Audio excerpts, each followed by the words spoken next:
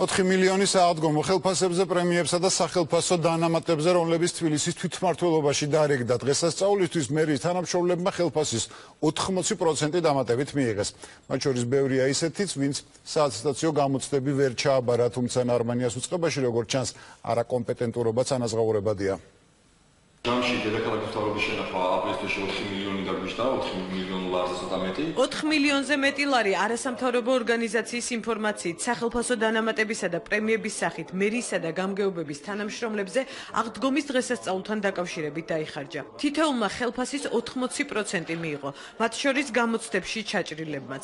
ინფორმაცია მერიიდან არასამთავრობო ორგანიზაცია მედიატორმა გამოითხოვა. 1.8 იყო პრემიები და 2.200.000 იყო ხელფასი და დანამატი. ამ პრემიების უმრავლესობა აიღეს ადამიანებმა, რომლებიც გამოცდებში არიან ჩაჭრილები და მათი პროფესიონალიზმი არ აკმაყოფილებს იმ თანამდებობას, რა თანამდებობაზე ეს ადამიანები არიან. მერიასა და გამგეობებში დარიგებულ პრემიებზე რეპორტაჟი ინტერნეტ ტელევიზია Fresh News-მაც მოამზადა. მოპოვებული მასალების მიხედვით ირკვევა, რომ პრემია გამოცდებში ჩაჭრილმა 19 მუნიციპალიტეტის თავმჯდომარემ, 20 გამგებლის მოადგილემ და 4 აპარატის უფროსმა მიიღო.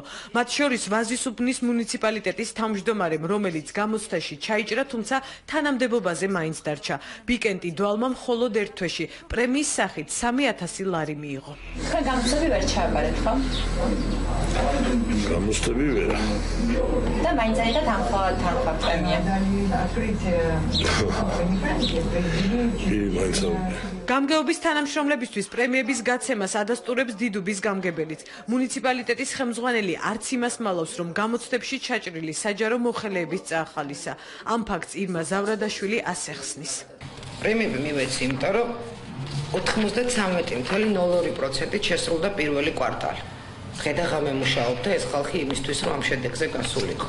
პრემიის მიღებას ადასტურებენ ისნის გამგეობაშიც, თუმცა რა დამსახურებისთვის მიიღეს, მათ ყოველთვიურ ანაზღაურებასთან ერთად ხელფასის 80% ვერ აკონკრეტებენ.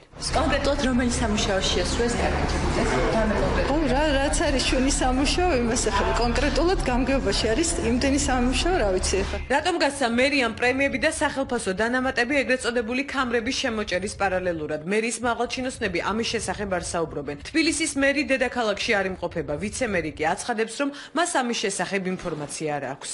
თბილისის მერიის განხორციელებული პრემიების თემა 20 მინუტია საუბარი.